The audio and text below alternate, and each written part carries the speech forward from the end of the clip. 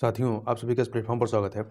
यहाँ पर हम लोग आगामी यूपी पीसीएस 2022 की जो प्रारंभिक परीक्षा होनी है, उसके लिए टेस्ट देख रहे हैं। और लोक सेवा आयोग के द्वारा जो है नया कैलेंडर जारी कर दिया गया है, जिसमें यूपी पीसीएस 2022 की जो प्रारंभिक परीक्षा की तिथि निर्धारित की गई है वो 12 जून 2022 निर्धारित की गई है। और आज के दिन जो हम लोग टेस्ट पेपर देखेंगे, इसमें जो 75 क्वेश्चन देखेंगे, ये क्वेश्चन आपके मेक आईएएस नामक जो संस्था है उनके द्वारा जो टेस्ट सीरीज लॉन्च की गई थी, उसी में से एक पोर्शन को यहाँ पर हम लोग पूरी व्याख्या के साथ देखेंगे। तो चलिए प्रारंभ करते हैं। हम लोग शुरुआत के 75 क्वेश्चन कंप्लीट कर चुके हैं। अब 76 क्वेश्चन नंबर से यहाँ आगे हम लोग देखेंगे। तो प्रश्न नंबर 76 है आपका कि अंटार्कटिका एम के संदर्भ में निम्नलिखित कथनों पर विचार कीजिए। पहला इसमें है कि यह एक आर्कटिक निगरानी उपग्रह है, बिल्कुल सही बात है। दूसरा, ये इसे नासा के द्वारा लॉन्च किया गया, तो ये कथन आपका सही नहीं है, क्योंकि इसे रूस की अंतरिक्ष एजेंसी रोस्कोसमोस के द्वारा लॉन्च किया गया है। तो रूस के द्वारा इस आर्कटिक निगरानी उपग्रह को लॉन्च किया गया है, जो आर्कटिक की जलवायु और पर्यावरण की निगरानी करेगा। और रोस्कोसमोस ने सोयूज 2.1B कैरियर रॉकेट को लॉन्च किया। इस रॉकेट की सहायता से आर्कटिक एम उपग्रह को ले जाया गया था। इस प्रकार से इसमें आपका पहला वाला कथन सही है, दूसरा गलत हो गया है। आगे देखते हैं, global bio India startup conclave 2021 के संदर्भ में निम्नलिखित कथनों पर विचार कीजिए। पहला है, इस आयोजन का उद्देश्य राष्ट्रीय के साथ साथ अंतर्राष्ट्रीय स्तर पर भारत के जैव प्रौद्योगिकी क्षेत्र की ताकत और अवसरों का प्रदर्शन करना है, बिल्कुल सही बात है। इसका आयोजन जैव प्रौद्योगिकी विभाग अर्थात डीबीटी के द्वारा किया गया, यह भी पूरी तरीके से सही है, इसलिए यहाँ पे सी ऑप्शन आपका सही हो जाएगा। ध्यान दीजिएगा, भारत सरकार का 2025 तक 150 बिलियन अमेरिकी डॉलर की बायो इकोनॉमी का निर्माण करने का लक्ष्य है। ग्लोबल बायो इंडिया 2021 का जो विषय था या जो थीम थी वो थी bio sciences to bio economy. ठीक है, इसकी टैगलाइन क्या थी? Transforming lives. आगे चलते हैं क्वेश्चन नंबर 78 पर। क्वेश्चन नंबर 78 है, land ports authority of India के संदर्भ में निम्नलिखित कथनों पर विचार कीजिए। दो कथन है, यह एक वैधानिक निकाय है, बिल्कुल सही है। यह गृह मंत्रालय भारत सरकार के अधीन काम करता है, तो यह भी सही है। दोनों कथन यहां पर सही है। देखिए, land ports authority of India ने 1 मार्च 2021 को अपना 9वां स्थापना दिवस मनाया था। मतलब जो 1 मार्च 2022 होगा उस दिन इसका 10वां स्थापना दिवस होगा।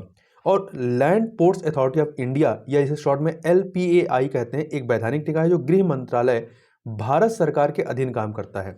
यह करता क्या है? तो यह भारत में सीमा अवसंरचना के निर्माण, उन्नयन, रख रखाव और प्रबंधन के लिए जिम्मेदार है। यह पूरे भारत की सीमाओं पर कई एकीकृत चेक पोस्ट का प्रबंधन करता है। कई बार न्यूज में आता है एकीकृत चेक पोस्ट के बारे में, तो वो इसी का उसका प्रबंधन करने का कार्य इसी का है। आगे चलते हैं, हाल ही में अंतर्राष्ट्रीय योग महोत्सव का आयोजन कहां पर किया गया था? योग दिवस जो है 21 जून को होता है। तो अंतर्राष्ट्रीय योग महोत्सव का आयोजन जो है ऋषिकेश में किया गया था। ठीक है, उत्तराखंड के ऋषिकेश में किया गया था। आगे चलते हैं, लाल चावल के संदर्भ में निम्नलिखित कथनों पर विचार कीजिए। चावल की इस किस्म को बायोधान कहा जाता है, बिल्कुल सही बात है। यह आयरन से भरपूर होता है, यह भी कथन आपका सही है। तो दोनों ही कथन यहां पर आपके पूरी तरीके से सही है। 1 और 2 दोनों सही है, सी ऑप्शन हो जाएगा। देखिए, भारत के चावल निर्यात क्षमता को बढ़ावा देने के लिए लाल चावल की पहली खेप को संयुक्त राज्य अमेरिका को भेजा गया था। आयरन से भरपूर लाल चावल असम की ब्रह्मपुत्र घाटी में बिना किसी रासायनिक उर्वरक के इस्तेमाल के इसको उगाया जाता है या उपजाया जाता है। चावल की इस किस्म को बायोधान कहा जाता है, जो कि असमिया भोजन का एक अभिन्न अंग है। ईज ऑफ लिविंग इंडेक्स 2020 के संदर्भ में निम्नलिखित कथनों पर विचार कीजिए। इसमें 10 लाख से अधिक आबादी वाले शहरों की रैंकिंग और 10 लाख से कम आबादी वाले शहरों के लिए एक अलग रैंकिंग भी शामिल है, बिल्कुल सही बात है। यह नीति आयोग की पहल है, यह गलत है। यह नीति आयोग की पहल नहीं है, क्योंकि इस इंडेक्स को आवास और शहरी मामलों के मंत्रालय के द्वारा जारी किया जाता है। इसे 4 मार्च 2021 को जारी किया गया था और इस मूल्यांकन में लगभग 111 शहरों ने पार्टिसिपेट किया था और 10 लाख से अधिक की आबादी वाले भारतीय शहरों की सूची में बेंगलुरु जो है सभी शहरों में ईज ऑफ लिविंग इंडेक्स के मापदंडों पर सर्वश्रेष्ठ शहर के रूप में उभरा था। पुणे दूसरे स्थान पर था, अहमदाबाद तीसरे स्थान पर था, जबकि निचले स्तरों पर आप देखेंगे तो धनबाद, बरेली और श्रीनगर थे। वहीं यदि 10 लाख से कम आबादी वाले शहरों की जो बात करें तो इसमें आपका शिमला जो है नंबर 1 पर था, टॉप पे था, और सबसे नीचे बिहार का मुजफ्फरपुर शहर था। तो इस प्रकार से आपका पहला कथन यहां पर सही है, दूसरा वाला गलत हो गया, ए ऑप्शन सही हो जाएगा। संयुक्त राष्ट्र महासभा के द्वारा किस वर्ष को अंतर्राष्ट्रीय बाजरा वर्ष घोषित किया गया है? वर्ष 2023 को घोषित किया गया है और इसका प्रस्ताव जो है भारत के द्वारा प्रस्तुत किया गया था। हाल ही में रैको फ्रोडी परिवार संबंधित मेढक की 5 प्रजातियां भारत में कहाँ खोजी गई थी? तो ये पश्चिमी घाट में खोजी गई थी। कहाँ पे? पश्चिमी घाट में खोजी गई थी। आगे देखते हैं, देश का संपूर्ण रेल नेटवर्क कब तक नवीकरणीय ऊर्जा आधारित हो जाएगा? 2030 तक। देखिए, देश में संपूर्ण रेल नेटवर्क 2023 तक जो है ये पूरी तरह से विद्युतीकृत हो जाएगा। ठीक है, इलेक्ट्रिसिटी से चलने वाला हो जाएगा, जबकि 2030 तक ये पूरी तरीके से नवीकरणीय ऊर्जा पर चलने वाला हो जाएगा। आगे चलते हैं अगले प्रश्न की तरफ। अगला प्रश्न है 85 number question, food waste index report 2021 के संदर्भ में निम्नलिखित कथनों पर विचार कीजिए। इसमें पहला कथन है कि इसे संयुक्त राष्ट्र पर्यावरण कार्यक्रम अर्थात यूएनईपी के द्वारा प्रकाशित किया गया है। यह कथन आपका सही है। दूसरा, इस रिपोर्ट के अनुसार दुनिया भर में 2019 में अनुमानित 931 मिलियन टन भोजन बर्बाद हुआ। यह भी बात सही है। ठीक है, और इसमें एक फैक्ट और याद रखिएगा, इस बर्बादी में घरों का योगदान 61%, खाद्य सेवाओं का 26%, जबकि खुदरा क्षेत्र का 13% योगदान रहा है। इस रिपोर्ट के अनुसार कुल वैश्विक खाद्य का उत्पादन का 13% जो होता है, 13% नहीं 17% जो है होता है, ये बर्बाद हो जाता है। इसके अलावा उपलब्ध कुल भोजन का 11% घरों में बर्बाद होता है। तो इस प्रकार से आपके यहाँ पे तीनों कथन सही है, डी ऑप्शन सही हो जाएगा। वर्ष 2019 के प्रतिष्ठित दादा साहब फाल्के पुरस्कार से किसे सम्मानित किया गया? तो यह पुरस्कार जो है रजनीकांत को दिया गया, जाने माने अभिनेता रजनीकांत को दिया गया है। दादा साहब फाल्के पुरस्कार के बारे में बात करें तो यह देश का सर्वोच्च फिल्म सम्मान है। इसे 1969 में सरकार के द्वारा पेश किया गया था या प्रारंभ किया गया था। इस पुरस्कार की स्थापना भारतीय सिनेमा के जनक धुंडी राज गोविंद फाल्के की याद में की गई थी, जिन्हें दादा साहब फाल्के के नाम से जानते हैं। दादा साहब फाल्के ने भारत की पहली फीचर फिल्म राजा हरिश्चंद्र 1913 में ये आई थी, इसका निर्देशन किया था। आगे चलते हैं, हाल ही में चर्चा में रहा अनुच्छेद 244A किससे संबंधित है? तो ये आदिवासी क्षेत्रों में स्वायत्त राज्य से संबंधित है। देखिए, चर्चा में कब आया था? जब कांग्रेस के नेता राहुल गांधी ने असम के आदिवासी बहुल जिलों में लोगों के हितों की रक्षा के लिए अनुच्छेद 244A लागू करने का वादा किया। देखिए, संविधान का अनुच्छेद 244A असम में कुछ विशेष आदिवासी क्षेत्रों में स्वायत्त राज्य के निर्माण की अनुमति देता है। इसे वर्ष 1969 में कांग्रेस सरकार द्वारा संविधान में डाला गया था। इसमें विधानमंडल और मंत्रिपरिषद का प्रावधान भी शामिल है। आगे चलते हैं, जेंडर गैप सूचकांक के संदर्भ में निम्नलिखित कथनों पर विचार कीजिए। पहला, इसे वर्ल्ड इकोनॉमिक फोरम द्वारा जारी किया जाता है। यह कथन बिल्कुल सही है, तो ध्यान रखिएगा। इसमें भारत 140वें स्थान पर रहा है, यह भी बात सही है। देखिए, इसमें कुल 156 देशों को 156 देशों को रैंकिंग दी गई और भारत जो 28 स्थान पिछले वर्ष से 28 स्थान पीछे खिसक करके 140वें स्थान पर आ गया। इस प्रकार से ये देखें तो 2020 में भारत जो है 153 देशों में 112वें स्थान पर था। अब 112 से 28 अंक नीचे खिसका और 140वें स्थान पर पहुंच गया। इस बार की जो रैंकिंग रही है वह मतलब ग्लोबल जेंडर गैप रिपोर्ट 2021, इसमें नंबर 1 पर कौन रहा है? आइसलैंड रहा है। आइसलैंड नंबर 1 पर रहा है और ये 12वीं बार दुनिया के सबसे अधिक लिंग समान देश के रूप में सूचकांक में शीर्ष स्थान प्राप्त किया है। रिपोर्ट में अफगानिस्तान सबसे खराब प्रदर्शन करने वाला देश था। यदि भारत की बात करें तो भारत दक्षिण एशिया में तीसरा सबसे खराब प्रदर्शन करने वाला देश बन गया, जबकि दक्षिण एशिया में बांग्लादेश का सबसे अच्छा प्रदर्शन रहा है। बांग्लादेश की जो रैंकिंग रही कितनी रही है? 65 रही है। आगे चलते हैं, तो इसमें आप देखेंगे दोनों कथन सही है, सी ऑप्शन सही हो जाएगा। निम्नलिखित कथनों पर विचार कीजिए। हाल ही में इवेंट होरिजन टेलीस्कोप के कुंत ब्लैक होल चुंबकीय क्षेत्र का पहला चित्र लिया गया। बिल्कुल सही है, यह ब्लैक होल M87 आकाशगंगा में स्थित है। तो यह भी कथन आपका पूरी तरीके से सही है और दोनों ही कथन आपके सही हो जाते हैं, इसलिए सी ऑप्शन आपका सही हो जाएगा। सी ऑप्शन आपका सही हो जाएगा। यहां देखिएगा कि पहली बार इवेंट होरिजन टेलीस्कोप EHT पर काम करने वाले अंतर्राष्ट्रीय वैज्ञानिकों ने एक ब्लैक होल के आसपास चुंबकीय क्षेत्र को दर्शाने वाली छवि बनाई और यह ब्लैक होल M87 आकाशगंगा में स्थित है। आगे चलते हैं क्वेश्चन नंबर 90 पे। हाल ही में कौन देश का अर्थात भारत का पहला पूरी तरह से विद्युतीकृत रेलवे क्षेत्र बन गया है? तो पश्चिम मध्य रेलवे बन गया। कौन सा है? पश्चिम मध्य रेलवे। आगे चलते हैं क्वेश्चन नंबर 91 पर। हाल ही में चर्चा में रहा अंबोली जैव विविधता विरासत स्थल किस राज्य में स्थित है? तो ये महाराष्ट्र में स्थित है। महाराष्ट्र सरकार ने सिंधुदुर्ग जिले में पश्चिमी घाटों में अंबोली में एक क्षेत्र घोषित किया है, जहां एक दुर्लभ मीठे पानी की मछली की प्रजातियां जिसका नाम है सिस्टूरा हिरण्यकेशी को जैव विविधता विरासत स्थल के रूप में खोजा गया था। आगे चलते हैं, इंजेन्युटी हेलीकॉप्टर के संदर्भ में निम्नलिखित कथनों पर विचार कीजिए। पहला, यह नासा के द्वारा मंगल ग्रह की सतह पर भेजा गया। यह पहला हेलीकॉप्टर है जो मंगल की सतह पर उड़ान भरेगा। दोनों ही कथन सही है और सी ऑप्शन आपका सही हो जाता है। देखिए, अमेरिकी अंतरिक्ष एजेंसी नासा के परसीवरेंस रोवर के साथ मंगल ग्रह पर 2 किलोग्राम वजनी इंजेन्यूटी हेलीकॉप्टर पहली कंट्रोल फ्लाइट के लिए तैयार, मतलब ये उसने उड़ान भरी है वहां पर इसके। ठीक है, आगे चलते हैं। कोरोना टीकाकरण को बढ़ावा देने के लिए उपहार योजना किसके द्वारा प्रारंभ की गई है? उत्तर प्रदेश सरकार के द्वारा प्रारंभ की गई थी। ठीक है, तो इसके तहत 7 अप्रैल को विश्व स्वास्थ्य दिवस के अवसर पर उन सभी लोगों के लिए राज्य सरकार की ओर से लक्की ड्रा निकाला गया जो टीका लगवा चुके हैं। आगे चलते हैं। राष्ट्रीय परिवार स्वास्थ्य सर्वेक्षण 5 के अनुसार कितने राज्यों में लगभग 100% संस्थागत प्रसव देखा गया? तो कुल 3 राज्यों में। 3 राज्यों में कौन कौन से? गोवा, केरल, लक्षद्वीप। आगे चलते हैं। Academic ranking of world university ARWV ranking 2020 के संदर्भ में निम्नलिखित कथनों पर विचार कीजिए। इसे संघाई रैंकिंग भी कहा जाता है, बिल्कुल सही बात है। IIT दिल्ली ने भारत में उच्च शिक्षा संस्थानों में शीर्ष स्थान हासिल किया? नहीं, IIT दिल्ली नहीं बल्कि IIT बेंगलुरु ने हासिल किया है। ठीक है, IIT बेंगलुरु ने हासिल किया है। तो यहां पे ये गलत हो गया। पूछा कौन सा कथन सही नहीं है, तो दूसरा वाला कथन सही नहीं है, इसलिए बी ऑप्शन आपका सही हो जाएगा। और इसमें कुल 15 भारतीय विश्वविद्यालयों ने इस रैंकिंग में स्थान हासिल किया था। प्रधानमंत्री मुद्रा योजना के संदर्भ में निम्नलिखित कथनों पर विचार कीजिए। पहला है, वित्त मंत्रालय के अनुसार इस योजना के अंतर्गत 50% से अधिक ऋण महिला उद्यमियों को दिया गया है। 50% से अधिक मतलब कुल 68% जो है ऋण महिलाओं को दिया गया है। तो पहला कथन सही होगा। गैर कॉर्पोरेट, गैर कृषि, छोटे और सूक्ष्म उद्यमों को 10 लाख रुपए तक के ऋण प्रदान करने के लिए यह योजना 2010 में शुरू की गई थी। 2010 में नहीं, 2015 में शुरू की गई थी। ठीक है, तो कौन सा सही नहीं है? तो दूसरा वाला कथन सही नहीं है, इसलिए बी ऑप्शन आपका सही हो जाएगा। आगे चलते हैं क्वेश्चन नंबर 97 पर। तो देखिए, Uttar Pradesh regulation of urban प्रीमरीज tenancy या सेकंड ऑर्डिनेंस 2021 के संदर्भ में निम्नलिखित कथनों पर विचार कीजिए। पहला, यह अध्यादेश एक संपत्ति किराए पर लेने के लिए अनुबंध पर हस्ताक्षर की अनिवार्यता को समाप्त करता नहीं, अनिवार्यता हस्ताक्षर करना अनिवार्य करता है, समाप्त नहीं करता बल्कि अनिवार्य करता है, इसलिए गलत हो गया। यह अध्यादेश विवादों को सुलझाने के लिए किराया प्राधिकरण और किराया न्यायाधिकरण स्थापित करेगा, ये सही है। तो कौन सा सही नहीं है? पहला वाला सही नहीं है। और यह अध्यादेश ड्राफ्ट मॉडल टेनेंसी एक्ट के समान है। आगे चलते हैं। विश्व स्वास्थ्य दिवस प्रतिवर्ष कब मनाया जाता है? 7 अप्रैल को मनाया जाता है।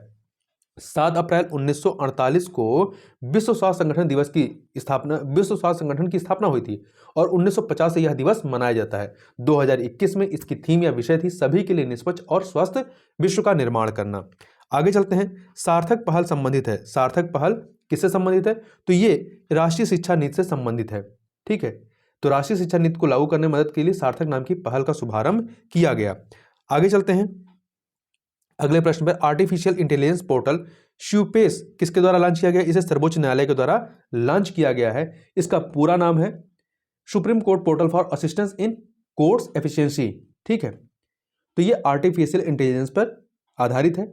भारत के मुख्य न्यायाधीश, तत्कालीन मुख्य न्यायाधीश S.A. बोबड़े आर्टिफिशियल इंटेलिजेंस समिति के पहले अध्यक्ष थे। एक समान वृत्ति गति में क्या होता है? चाल नियत रहती है। यांत्रिक ऊर्जा को विद्युत ऊर्जा में बदलने का कार्य कौन करता है? यांत्रिक को विद्युत ऊर्जा में डायनमो बदलता है, जबकि विद्युत सेल जो है ये यांत्रिक विद्युत सेल या इलेक्ट्रिक मोटर की बात करें, इलेक्ट्रिक मोटर क्या करता है? विद्युत ऊर्जा को यांत्रिक ऊर्जा में बदलता है और यांत्रिक ऊर्जा को विद्युत ऊर्जा में कौन बदलता है? डायनमो बदलता है। आगे चलते हैं। 2 सूचियां भौतिक राशि और मात्रक का, इन्हें हमें सुमेलित करना है। तो दाब का मात्रक क्या होता है? दाब का मात्रक आप देखेंगे तो पास्कल होता है और आप इसको 2 से मिला दीजिए, 2 से मिला दीजिए। ऊर्जा का मात्रक क्या होगा? जूल होगा, 4 से मिला दीजिए। खगोलीय दूरी का प्रकाश वर्ष होगा, 1 से मिला दीजिए। तलीय कोण का रेडियन होगा, 3 से मिला दीजिए। इस प्रकार से आप देखेंगे तो 2413 डी ऑप्शन आपका सही हो जाएगा। आगे चलते हैं अगले प्रश्न पर। न्यूटन के गति का तृतीय नियम के उदाहरण क्या है?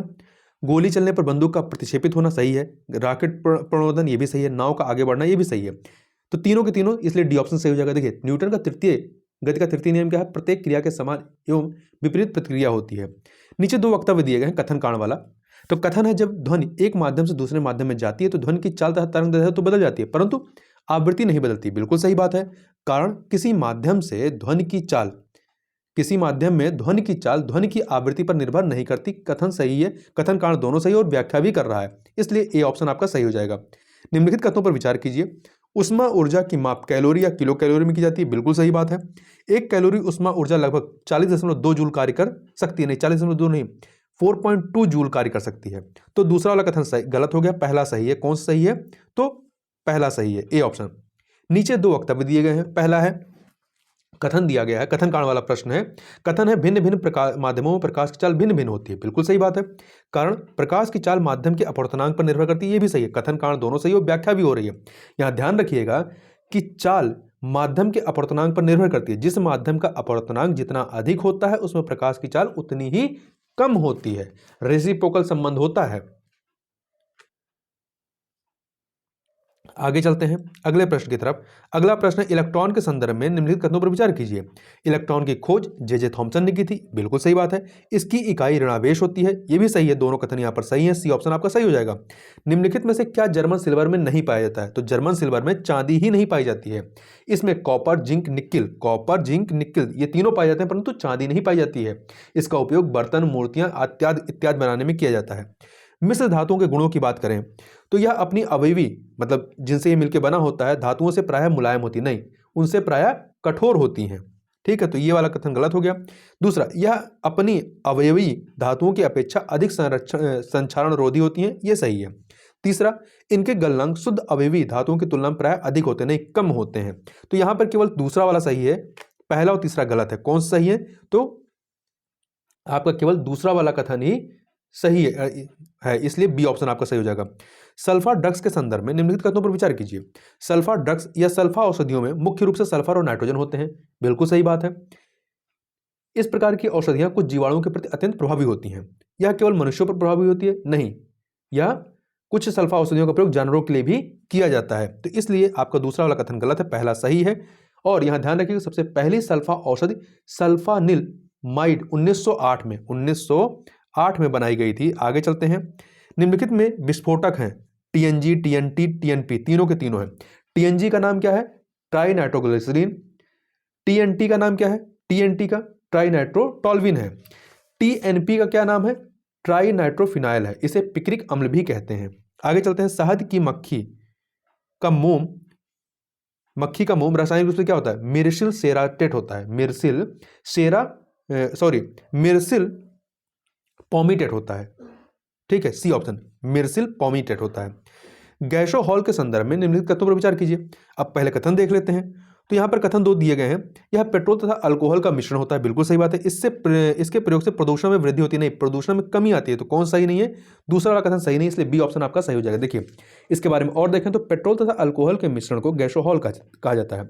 यह गन्ने के रस से प्राप्त अल्कोहल को पेट्रोल में मिलाकर प्रायः प्राप्त किया जाता है। इसमें पेट्रोल की मात्रा 90% और अल्कोहल की मात्रा 10% होती है। गैसोहॉल से पेट्रोल द्वारा होने वाला कार्बन डाइऑक्साइड और सल्फर डाइऑक्साइड के उत्सर्जन को रोका जा सकता है। आगे चलते हैं। मार्स गैस के संदर्भ में निम्नलिखित कथनों पर विचार कीजिए। पहला है मीथेन को मार्स गैस के नाम से जानते हैं। बिल्कुल सही बात है। दलदली स्थानों पर नीचे दबी हुई वनस्पति और जैव पदार्थों के जीवाणु विच्छेदन में से इसकी उत्पत्ति होती है। तो यहाँ पे दोनों कथन आपके सही हो गए, इसलिए सी ऑप्शन 1 और 2 दोनों सही हो जाएंगे। नाइट्रोलियम रासायनिक रूप से होता है क्या?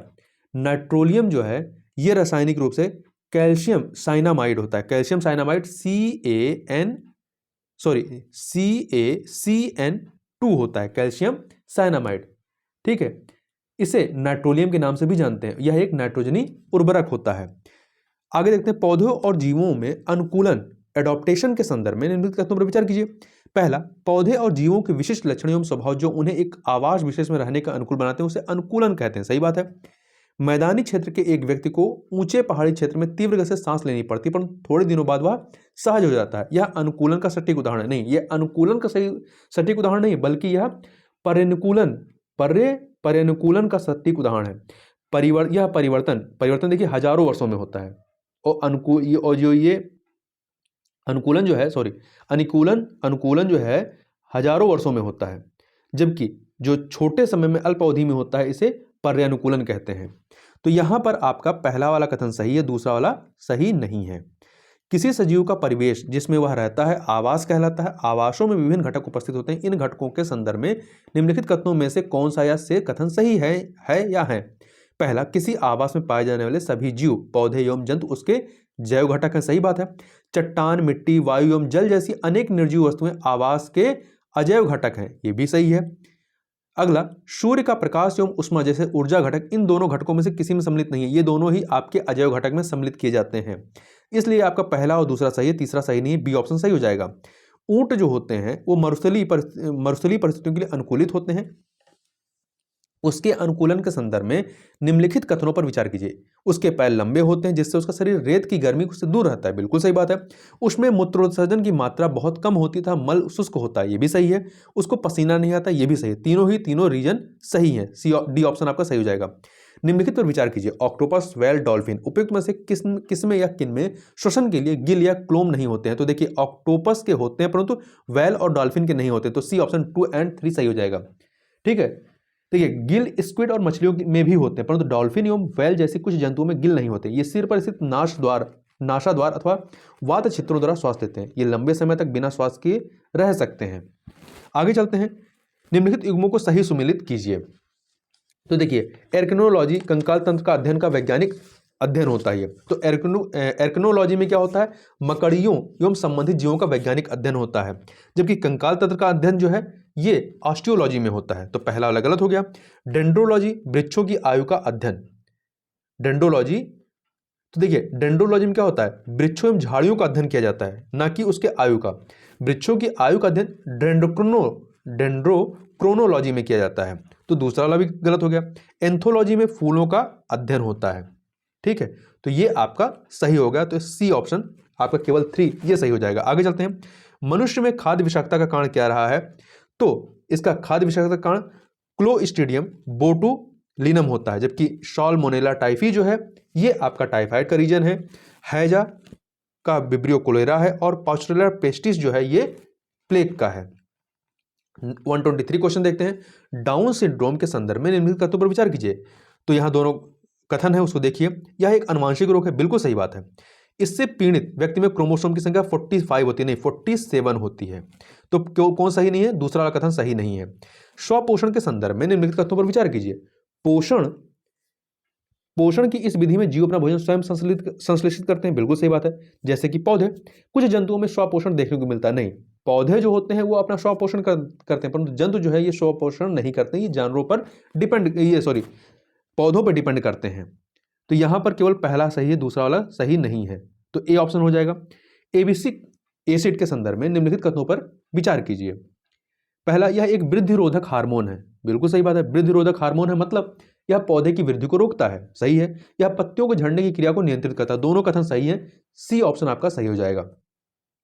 एबिसिक एसिड पौधों से फूलों एवं फलों के पृथक्करण की क्रिया का भी नियंत्रण करता है। आगे चलते हैं, केंद्रीय सतर्कता आयोग के संदर्भ में निम्नलिखित कथनों पर विचार कीजिए। इसे के संथानम समिति की सिफारिश पर स्थापित किया गया था, बिल्कुल सही है। सीबीसी किसी भी मंत्रालय विभाग के अधीन नहीं होता है, ये आपका संसद के लिए कह सकते हैं उत्तरदायी होता है, संसद के प्रति उत्तरदायी होता है। तो यहां पर दोनों कथन सही है, सी ऑप्शन सही हो जाएगा। कुछ अन्य बातों को देखें तो सीबीसी अर्थात केंद्रीय सतर्कता आयोग जो है ये फरवरी 1964 में के संथानम की अध्यक्षता वाली भ्रष्टाचार निरोधक समिति की सिफारिशों पर स्थापित की गई थी। संसद द्वारा अधिनियमित केंद्रीय सतर्कता आयोग अधिनियम 2003 के द्वारा इसे एक सांविधिक दर्जा, स्टैट्यूटरी बॉडी का दर्जा प्रदान किया गया है। आगे चलते हैं, संविधान सभा के गठन का विचार सर्वप्रथम किसके द्वारा प्रस्तुत किया गया था? तो एमएन राय के द्वारा। 1934 में वामपंथी नेता एमएन राय के द्वारा। कब दिया गया था? 1934, 1934 याद रखिएगा। भारतीय संविधान के किस भाग में राजभाषा से संबंधित उपबंध शामिल किए गए हैं? भाग 17 में किए गए हैं और 343 से लेकर के 351 तक किए गए। और ध्यान रखिएगा, संविधान में राज्यों के लिए किसी विशेष भाषा का उल्लेख नहीं किया गया है। 129 नंबर क्वेश्चन देखते हैं। भारत का अटॉर्नी जनरल निम्नलिखित में से अटॉर्नी जनरल संबंधित प्रावधान किस अनुच्छेद में दिए गए हैं? तो आर्टिकल 76 में दिया गया है। ठीक है, और ये भारत का सबसे बड़ा कानून अधिकारी होता है। अटॉर्नी जनरल की नियुक्ति भारत के राष्ट्रपति के द्वारा की जाती है। अगला प्रश्न है, राज्यपाल के संदर्भ में निम्नलिखित कथनों पर विचार कीजिए। अनुच्छेद 153 के अनुसार देश में प्रत्येक राज्य का एक राज्यपाल होगा, बिल्कुल सही बात है। अनुच्छेद 154 के अनुसार राज्यपाल की नियुक्ति राष्ट्रपति करता है, 154 नहीं 155 के अनुसार करता है। ठीक है, तो यहां पर केवल पहला कथन सही है, दूसरा वाला गलत है, ए ऑप्शन सही हो जाएगा। मौलिक कर्तव्यों के संदर्भ में निम्नलिखित कथनों पर विचार कीजिए। 1976 में 42वें संविधान संशोधन द्वारा 11 मौलिक कर्तव्यों को संविधान में शामिल किया गया। 11 नहीं केवल 10 को शामिल किया गया था तब। और इन्हें स्वर्ण सिंह समिति की सिफारिश पर शामिल किया गया था। बाद में आगे चल करके आगे 2002 में 86वें संविधान संशोधन द्वारा एक और मौलिक कर्तव्य जोड़ा गया, तो कुल 11 मौलिक कर्तव्य हो गए और इसे संविधान के भाग 4 में अनुच्छेद 51 का के तहत जोड़ा गया था। आगे चलते हैं, निम्नलिखित कथनों पर विचार कीजिए। दो कथन है, सर्वोच्च न्यायालय संविधान के अनुच्छेद 13 के तहत व्यक्ति के मूल अधिकारों की रक्षा के लिए रिट निकाल सकता है। 13 के तहत नहीं बल्कि 32 के तहत, आर्टिकल 32 के तहत, और जो उच्च न्यायालय है वो 226 के तहत निकाल सकते हैं। तो पहला वाला गलत हो गया। दूसरा, सर्वोच्च न्यायालय का रिट क्षेत्राधिकार उच्च न्यायालय से ज्यादा व्यापक होता नहीं। उच्च न्यायालय का रिट क्षेत्राधिकार सर्वोच्च न्यायालय से ज्यादा व्यापक होता है। तो दोनों कथन यहाँ पे गलत है, डी ऑप्शन आपका सही हो जाएगा। यहाँ ध्यान रखिएगा कि सर्वोच्च न्यायालय संविधान के अनुच्छेद 13 के तहत मौलिक अधिकारों के विरुद्ध किसी कानून को असंवैधानिक या शून्य घोषित कर सकता है। आगे चलते हैं, निम्नलिखित कथनों पर विचार कीजिए। दो कथन, लोकायुक्त की नियुक्ति संबंधित राज्य के राज्यपाल द्वारा की जाती है। बिल्कुल सही बात है। यह पुनर्नियुक्ति का पात्र नहीं होता है, यह भी सही है। दोनों कथन यहाँ पर सही है। यहाँ पे ध्यान देने वाली बात है कि राज्यपाल नियुक्ति के संबंध में स्वतंत्र नहीं होता है। इनकी नियुक्ति के समय राज्यपाल को राज्य के उच्च न्यायालय के मुख्य न्यायाधीश एवं राज्य विधानसभा में विपक्ष के नेता से परामर्श करना अनिवार्य होता है।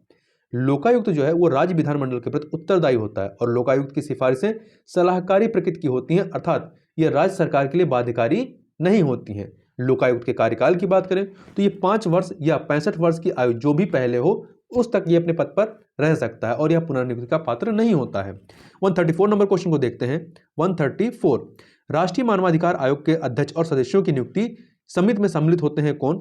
तो देखिए, राष्ट्रपति जो है प्रधानमंत्री के अध्यक्षता में एक समिति नियुक्त करता है जिसमें प्रधानमंत्री अध्यक्ष होते हैं। इनके अतिरिक्त लोकसभा अध्यक्ष, राज्यसभा का उपसभापति, संसद के दोनों सदनों के मुख्य विपक्षी नेता और केंद्रीय गृह मंत्री इसमें शामिल होते हैं। इसलिए 1 2 3 4 5 अर्थात डी ऑप्शन आपका सही हो जाएगा। और इनका जो कार्यकाल होता है वो 3 वर्ष या 70 वर्ष की आयु जो भी पहले हो तक निर्धारित होती है और ये पुनर्नियुक्ति के पात्र भी होते हैं। आगे चलते हैं, केंद्रीय सूचना आयोग के संदर्भ में निम्नलिखित तथ्यों पर विचार कीजिए। पहला, यह एक संवैधानिक निकाय नहीं, यह एक संवैधानिक निकाय नहीं है। ठीक है, ये सांविधिक निकाय है। इसके सदस्यों की संख्या 10 से अधिक नहीं हो सकती। ये वाला कथन सही है। तो कौन सही नहीं है? पहला वाला सही नहीं है, तो ए ऑप्शन आपका सही हो जाएगा। देखिए, इसके केंद्रीय सूचना आयोग के सदस्यों की नियुक्ति राष्ट्रपति के द्वारा, जबकि राज्य सूचना आयोग के सदस्यों की राज्यों को जो है राज्यपाल के द्वारा नियुक्त किया जाता है। आगे चलते हैं, निम्नलिखित समितियों में कौन चुनाव सुधार से संबंधित है? तो ताराकुंडे समिति ये आपका 1974 की समिति है, 1974 की है। इसे जेपी समिति के नाम से भी जानते हैं। दिनेश गोस्वामी समिति ये आपकी 1990 की है। इंद्रजीत गुप्ता समिति ये 1998 की है, 1998 की है। ये तीनों ही आपकी चुनाव सुधार से संबंधित। इसके अतिरिक्त बोहरा समिति 1993 की है, 1993 की है। ठीक है, तनख्वाह समिति या कोर समिति 2010 की है। ये सभी भी आपकी चुनाव सुधार से संबंधित है। लोकसभा अध्यक्ष के संदर्भ में निम्नलिखित तथ्यों पर विचार कीजिए। वह लोकसभा की सभी संसदीय समितियों के सभापति नियुक्त करता है। बिल्कुल सही बात है। कोई विधेयक धन विधेयक है या नहीं है, यह लोकसभा अध्यक्ष के द्वारा तय किया जाता है। तो दोनों कथन यहां पर सही है, इसलिए सी ऑप्शन आपका सही हो जाएगा। देखिए, अनुच्छेद 110 के 3 के तहत उपबंध है कि कोई विधेयक धन विधेयक है या नहीं, यह लोकसभा अध्यक्ष का निर्णय यहां पर अंतिम होता है। आगे देखते हैं, संविधान के किस अनुच्छेद के अंतर्गत राज्य वित्त आयोग के संबंध में प्रावधान किया गया है? तो अनुच्छेद 243 आई में किया गया है। आगे चलते हैं 139 पे। नीचे 2 वक्तव्य दिए गए हैं। कथन कारण का प्रश्न है। कथन है कि भारत जो है विभाजित राज्यों का अविभाजित संघ है। बिल्कुल सही बात है। कारण, भारतीय संविधान में किसी भी राज्य को अलग होने की स्वतंत्रता नहीं है। तो कथन कारण दोनों सही है और व्याख्या भी सही हो रही है। तो ए ऑप्शन आपका सही हो जाएगा। अगला है, भाषाई अल्पसंख्यक वर्गों के लिए एक विशेष अधिकारी की नियुक्ति संबंधित प्रावधान किस अनुच्छेद में किया गया है? तो ये किया गया है 350 बी में, 350 बी में किया गया है। आगे चलते हैं, यहाँ पे 2 सूचियां दी गई हैं, इन्हें सुमेलित करना है। एक तरफ संस्था है और दूसरी तरफ किस समिति की अनुशंसा पर इनको स्थापित किया गया। तो नाबार्ड समिति की स्थापना जो है शिव रमन समिति की अनुशंसा पर हुई थी। तो आप इसको 2 से मिला दीजिए। सूक्ष्म वित्तीय बैंक ये नचिकेत मोर समिति 4 से मिला दीजिए। और पेमेंट बैंक जो है उषा थोरात समिति 1 से मिला दीजिए। Lead bank scheme Gadgil study group 3 से मिला दीजिए। इस प्रकार से आप देखेंगे तो 2413 आप ऑप्शन में देखेंगे 2413 कहीं पर नहीं है। ठीक है, इनमें से कहीं नहीं है। आगे देखते हैं, आर्थिक विकास वंश के संदर्भ वर्ड शब्द के संदर्भ में निम्नलिखित तथ्यों पर विचार कीजिए। आर्थिक विकास को समाज के भौतिक कल्याण में निरंतर वृद्धि के रूप में परिभाषित किया जाता है। बिल्कुल सही बात है। इसमें केवल राष्ट्रीय आय को सम्मिलित किया जाता है। ये कथन आपका सही नहीं है, क्योंकि राष्ट्रीय आय में वृद्धि के अलावा सामाजिक, सांस्कृतिक, राजनीतिक तथा आर्थिक परिवर्तन को भी सम्मिलित किया जाता है, जो कि भौतिक उन्नति में योगदान देते हैं। तो इसमें कौन सही नहीं है? दूसरा वाला कथन सही नहीं है, तो बी ऑप्शन आपका सही हो जाएगा। उत्तर प्रदेश के विभाजन के विभाजन से कब उत्तराखंड राज्य बना था? तो 9 नवंबर 2000 को बना था।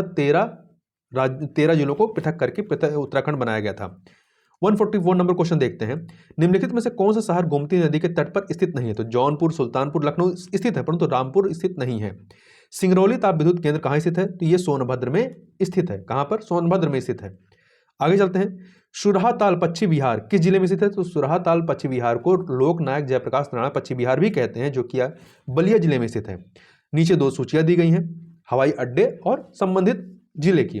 तो खेरिया हवाई अड्डा कहाँ पे है? आगरा में, 4 से मिला दीजिए। चकेरी हवाई अड्डा कहाँ पे है? कानपुर में, 3 से मिला दीजिए। फुर्सतगंज हवाई अड्डा कहाँ पे है? रायबरेली, 2 से मिला दीजिए। हिंडन हवाई अड्डा कहाँ पे है? गाजियाबाद में है, 1 से मिला दीजिए। इस प्रकार से आप देखेंगे तो 4, 3, 2, 1 डी ऑप्शन आपका सही हो जाएगा। उत्तर प्रदेश के लोक नृत्य के संदर्भ में निम्नलिखित तथ्यों पर विचार कीजिए। चरुकला नृत्य ब्रज क्षेत्र से संबंधित है, बिल्कुल सही है। ख्याल नृत्य अवध से संबंधित है। ख्याल नृत्य जो है ये बुंदेलखंड से संबंधित, ना कि अवध से। तो कौन सही है? पहला वाला आपका सही है, दूसरा गलत है, ए ऑप्शन सही हो जाएगा। सेंट्रल लेप्रोसी इंस्टीट्यूट कहाँ स्थित है? तो सेंट्रल लेप्रोसी इंस्टीट्यूट जो है आपका आगरा में स्थित है। वहीं क्वेश्चन नंबर 150 देखते हैं। उत्तर प्रदेश का सर्वाधिक शहरी आबादी वाला जिला कौन सा है? तो गाजियाबाद सर्वाधिक आबादी वाला जिला है। इसके बाद लखनऊ का नंबर आता है, फिर कानपुर का नंबर आता है। तो इस प्रकार से यहां पर हम लोगों ने इन प्रश्नों को देखा। तो इस वीडियो में बस इतना ही। मिलते हैं नेक्स्ट वीडियो में, तब तक के लिए बहुत बहुत धन्यवाद।